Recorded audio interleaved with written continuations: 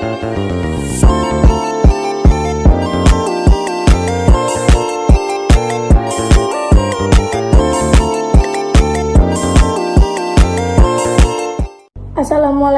warahmatullahi wabarakatuh. Di sini saya sebagai pembuka presentasi dari kelompok 2 kelas 2C yang berjudul Analisis Luas Panen Tanaman Sayuran di Kabupaten Tanah Laut pada tahun 2024. Beranggotakan saya sendiri, Hairunisa, Nadila Fitria, Aldi Mulyana, Supiah, dan Siti Nurhaliza. Dimulai dari latar belakang, tanaman sayuran merupakan komoditas penting dalam sektor pertanian di Indonesia, termasuk di Kabupaten Tanah Laut. Sayuran tidak hanya menjadi sumber pangan yang penting bagi masyarakat, tetapi juga memberikan kontribusi ekonomi yang signifikan bagi petani lokal.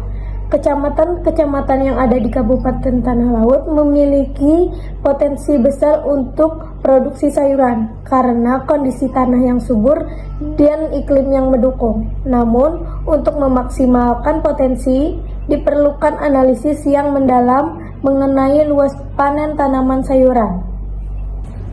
Tujuan analisis ini adalah untuk memberikan gambaran yang jelas mengenai luas panen tanaman sayuran di kecamatan-kecamatan Kabupaten Tanah Laut pada tahun 2024, serta mengetahui faktor-faktor yang mempengaruhinya.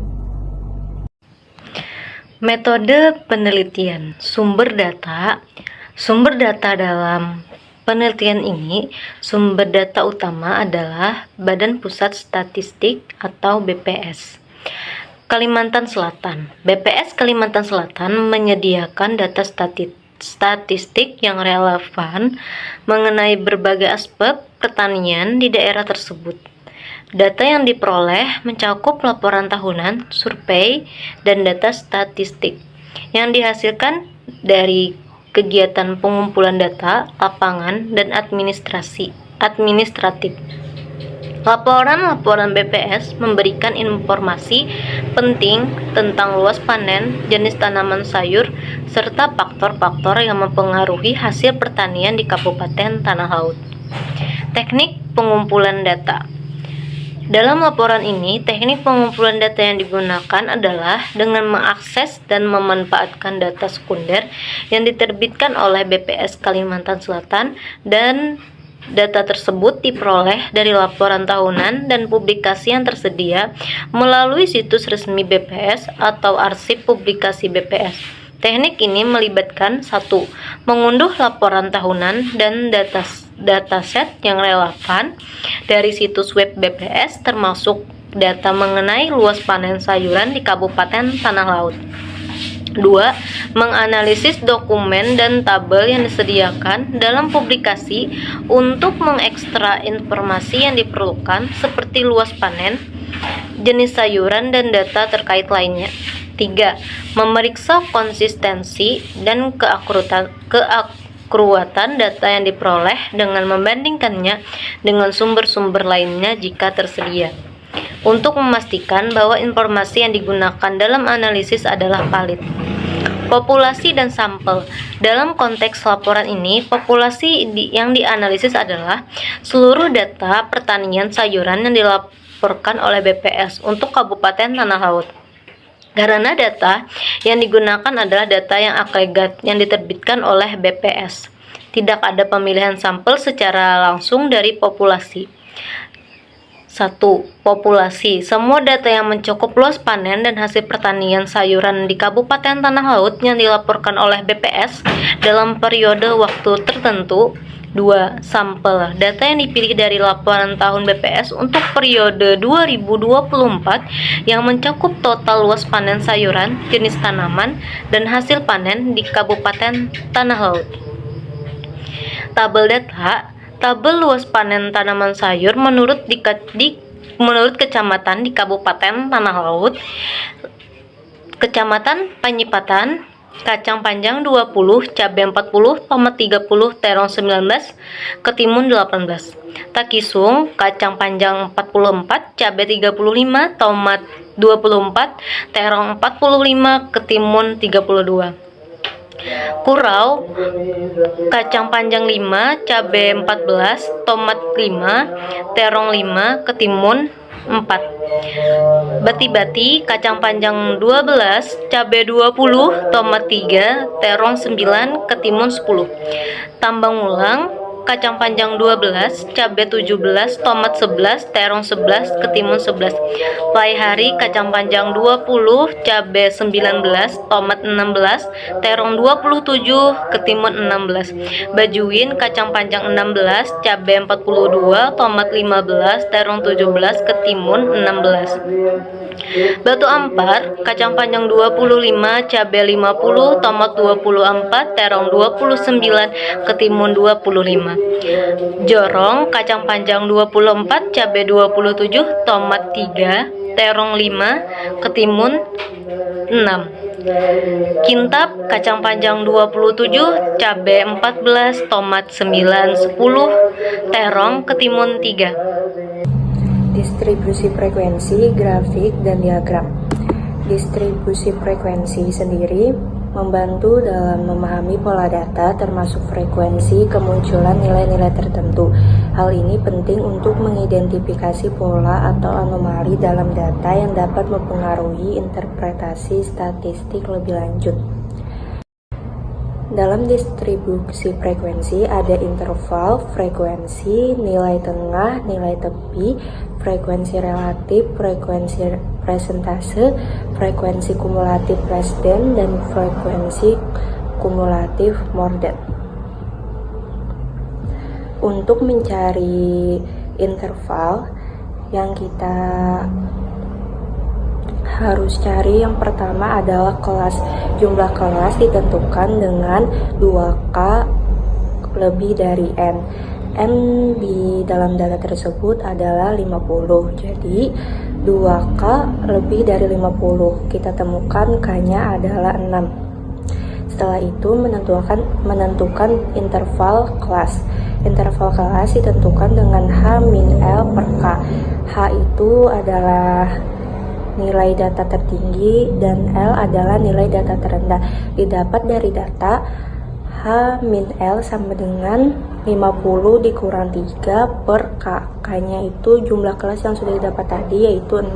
Jadi 50 dikurang 3 dibagi 6 hasilnya 7,833, yang kemudian kita pilih intervalnya adalah 8.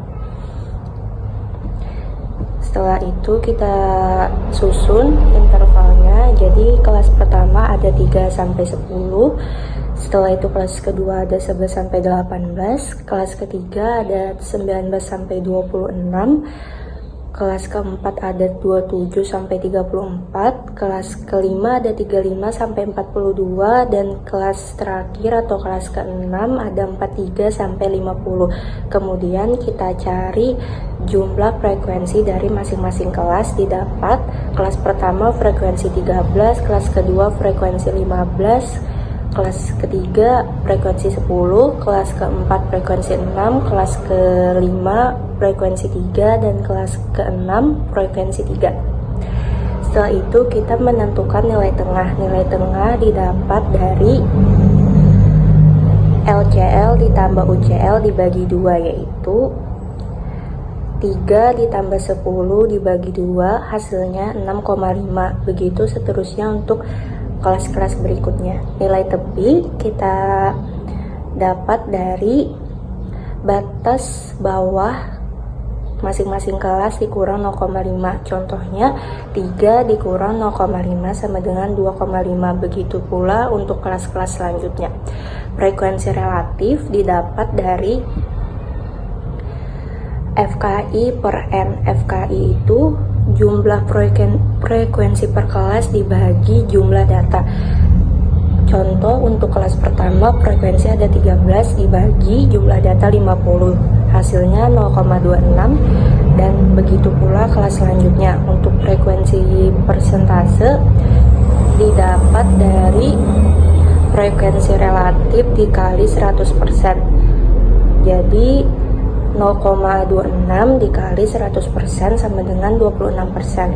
Frekuensi kumulatif less than ditemukan dari kelas pertama 0, setelah itu frekuensi kumulatif less than yang kedua 0 ditambah 13 didapat dari frekuensi kelas pertama. Setelah itu 0 ditambah 13 ditambah 15, begitu selanjutnya sampai hasil terakhir yaitu jumlah data 50. Untuk frekuensi kumulatif more than kita dapat dari 50 jumlah data dikurang 0, hasilnya 50. Setelah itu untuk yang kedua frekuensi 50, frekuensi kumulatif more than yang pertama 50 dikurang 13, contoh hasilnya 37, begitu selanjutnya sampai hasil terakhir 0.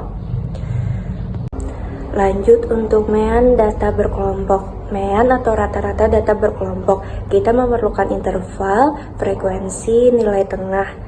Setelah itu frekuensi dikali nilai tengah, hasilnya untuk kelas pertama 13 dikali 6,5 sama dengan 84,5, begitu sampai kelas ke-6 dan kita dapat hasil dari frekuensi dikali nilai tengah sama dengan 965. Untuk mencari rata-rata kita menggunakan rumus frekuensi dikali nilai tengah, jumlah frekuensi dikali nilai tengah dibagi n jumlah data sama dengan 965 dibagi 50 sama dengan 19,3. Jadi kita dapat rata-rata dari data tersebut adalah 19,3. Baik, untuk median data berkelompok kita memerlukan interval, frekuensi, dan frekuensi kumulatif. Frekuensi kumulatif didapat dari, untuk frekuensi kumulatif kelas pertama itu adalah 13. Frekuensi kelas selanjutnya ditambah dari frekuensi kelas-kelas berikutnya, yaitu 13 ditambah 15 sama dengan 28, 28 ditambah 10 sama dengan 38, 38 ditambah 6 sama dengan 44, 44 ditambah 3 sama dengan 47, dan 47 ditambah 3 sama dengan 50. Untuk mencari median, kita memerlukan rumus B ditambah N per 2 dikurang FK dibagi FM dikali I, di mana B adalah nilai tepi kelas median, N per 2 sama dengan jumlah data dibagi 2, FK sama dengan frekuensi kumulatif sebelum kelas median, dan FM adalah frekuensi kelas median, serta I sama dengan interval.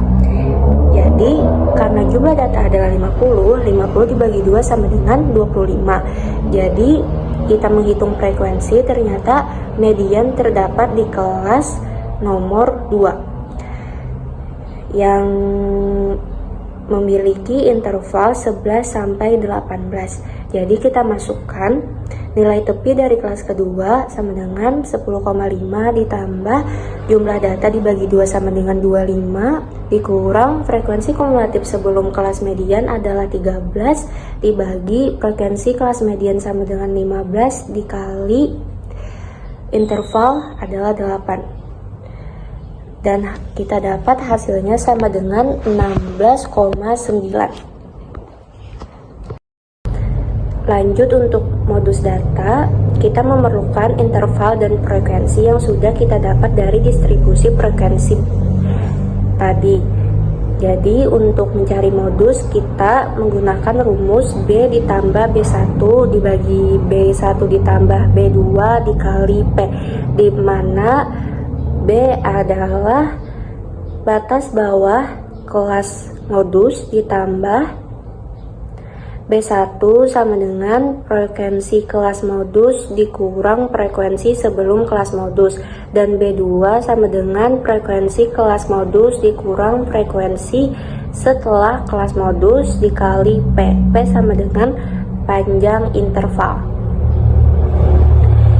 Jadi kita masukkan untuk B yaitu batas bawah kelas modus yaitu 11. Kita ketahui kelas modus pada data tersebut adalah kelas nomor 2 dengan frekuensi 15, yaitu yang terbanyak dari kelas-kelas lainnya. 11 ditambah B1 frekuensi kelas modus dikurang frekuensi sebelum kelas modus, yaitu 15 dikurang 13 sama dengan 2 dibagi 2 ditambah frekuensi kelas modus dikurang frekuensi setelah kelas modus, yaitu 15 dikurang 10 sama dengan 5 dikali panjang kelas sama dengan 8. Hasilnya sama dengan 13,3. Jadi modus data berikut adalah 13,3. Berikut ini ada grafik batang, ada grafik garis, dan yang terakhir ada diagram lingkaran.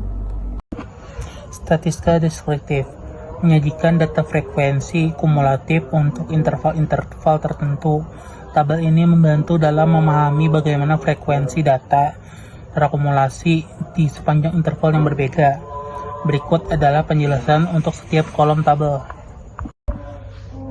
Intervalnya ada 3 sampai 10, 11 sampai 18, 19 sampai 26, 27 sampai 34, 35 sampai 42, 43 sampai 50. Frekuensinya ada 13, 15, 10, 6, 3, 3 dan totalnya 50. FK less than-nya ada 0, kemudian ditambah 13, ditambah 15, ditambah 10, ditambah 6, ditambah 3 dan ditambah 3. FK more than-nya mulai dari 50 kurang 0, 50 kurang 13, kurang 15, kurang 10, kurang 6, kurang 3, dan kurang 3. Selanjutnya, saya akan menjelaskan tentang uji hipotesis. Melalui uji hipotesis, kita dapat menguji kebenaran klaim atau asumsi yang dibuat tentang populasi berdasarkan sampel data yang ada. Kesimpulan dari uji hipotesis menentukan apakah bukti yang ada cukup kuat untuk mendukung atau menolak hipotesis yang diajukan. Uji hipotesis ini kami menggunakan analisis ANOVA dengan dua metode, yaitu data analis dan SPSS. Kenapa menggunakan dua metode? Karena untuk melihat apakah hasilnya itu sama secara keseluruhan. Baik, di sini ada tabel. Tabel ini menunjukkan perbedaan antara rata-rata kelompok yang berbeda. Untuk menunjukkan perbedaan rata-rata, menunjukkan standar deviasi, dan menunjukkan signifikansi statistik. Dari tabel ini, kita dapat melihat bahwa perbedaan antara kacang panjang dan cabai adalah min 7,300.000 dengan signifikansi 0,593, yang berarti perbedaannya tidak signifikan secara statistik. Terus ada perbedaan antara kacang panjang dan tomat adalah 6,500.000 dengan signifikansi 0,693, yang berarti perbedaannya tidak signifikan secara statistik. Perbedaan antara kacang panjang dan terong adalah 2,800.000 dengan signifikansi 0,980, yang berarti perbedaannya tidak signifikan secara statistik. Perbedaan antara kacang panjang dan ketimun adalah 6,400.000 dengan signifikansi 0,705, yang berarti perbedaannya tidak signifikan secara statistik. Jadi, kesimpulan berdasarkan analisis statistik yang dilakukan menggunakan uji hipotesis ANOVA, tidak ada perbedaan yang signifikan dalam pertumbuhan tanaman antara kacang panjang, cabai, tomat, dan terong. Ini berarti bahwa rata-rata pertumbuhan tanaman dari setiap jenis tidak berbeda secara signifikan satu sama lain.